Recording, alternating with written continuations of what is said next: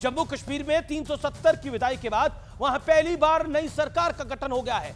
उमर अब्दुल्ला ने आज सीएम पद की शपथ ली, लेकिन नेशनल कॉन्फ्रेंस के साथ चुनाव लड़ने वाली कांग्रेस पार्टी खाली हाथ ही रह गई।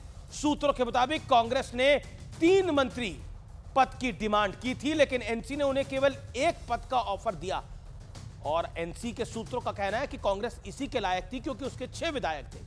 महाराष्ट्र में भी दूसरी ओर सहयोगी दलों की कांग्रेस के साथ बेरुखी साफ झलक रही है। उद्धव गुट ने सीटों का बंटवारा होने से पहले ही मुख्यमंत्री पद पर अपना दावा ठोक दिया है, यानी कांग्रेस के साथ वहां भी कोई डिस्कशन नहीं हुआ है। दूसरी ओर देवेंद्र फडणवीस ने ऐलान कर दिया है कि एकनाथ शिंदे महायुति के सीएम उम्मीदवार होंगे।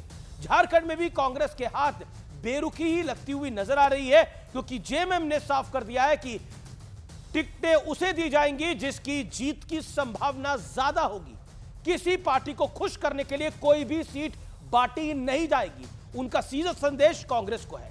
अब सवाल है कि क्या महाराष्ट्र और झारखंड में हरियाणा जैसी हवा चलेगी या नतीजे बदलेंगे। सवाल यह भी है कि कांग्रेस सहयोगियों के लिए एक लायबिलिटी की तरह बन गई है।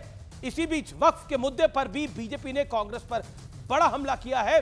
बीजेपी सांसद और प्रवक्ता संबित पात्रा ने आरोप लगाया कि जिस वक्फ पर देश भर में संपत्तियों को हड़पने का आरोप है, कांग्रेस अध्यक्ष मल्लिकार्जुन खड़गे ने उस वक्फ की संपत्ति तक हड़प ली है। तो आज इन्हीं तमाम पॉलिटिकल मुद्दों पर होगी देश की सबसे बड़ी राजनीतिक बहस। कुर्सी की लड़ाई, सियासत गरमाई।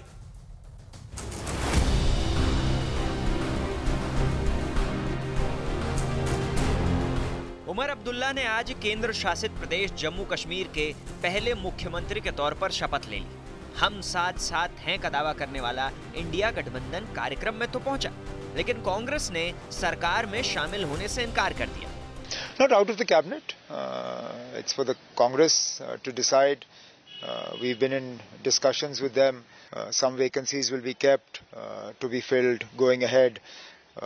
As I said, we're in talks with the Congress.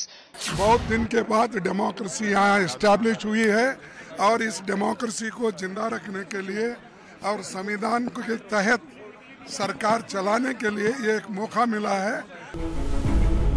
उधर हरियाणा में नायब सैनी को बीजेपी विधायक दल का नेता चुन लिया गया। वो कल सीएम पद की शपथ लेंगे।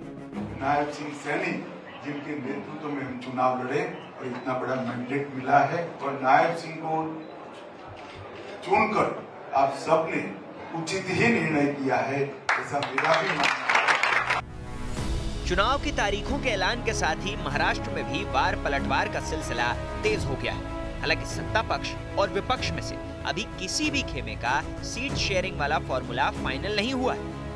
सत्ता पक्षाला चिंता नाही, मुख्यमंत्री स्वतःच बसलेले आहे। त्यांना विचारा, तुमचा चेहरा तो सांगा, एकदा चेहरा सांगा तुमचा। कि जनता का अपार प्रेम और विश्वास उद्धव जी के साथ है। वो हम पे विश्वास जताते हुए हमें सरकार बनाने की जिम्मेदारी देंगे और वो जिम्मेदारी उद्धव बाला साहेब ठाकरे जी मुख्यमंत्री के रूप में भली भांति निभाएंगे। पूरी तैयारी हमारी महाविकास आघाड़ी की है। महाविकास आघाड़ी अच्छे वोटों से सत्ता में आएगी। तुम्ही काही काळजी करू नका, अजून लांब लगायचे। झारखंड में जेएमएम की सांसद महुआ मांझी के बयान से सवाल उठ रहे हैं कि क्या झारखंड में कांग्रेस और जेएमएम गठबंधन में सब ठीक है।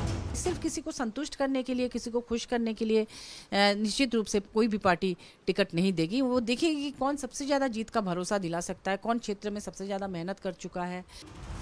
इस बीच बिहार में गिरिराज सिंह की हिंदू स्वाभिमान यात्रा को लेकर सियासी तलवारें खिंच गईं। तो उपलब्धि तो है नहीं, तो एक ही काम बचा है, इंसान को इंसान से लड़ाना, धर्म को धर्म से लड़ाना। वो जा रहे जगाने, जनता ही उनको जगा देगी। ये तो बुज़दिल आदमी है जो धर्म के नाम पर, इसलिए हमें इस पर बहुत कुछ नहीं कहना है। उनकी बातों को देश का बहुसंख्यक समुदाय ही नोटिस नहीं लेता।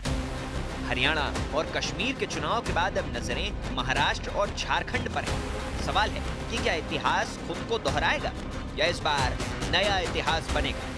आज इसी पर होगी देश की सबसे बड़ी बहस।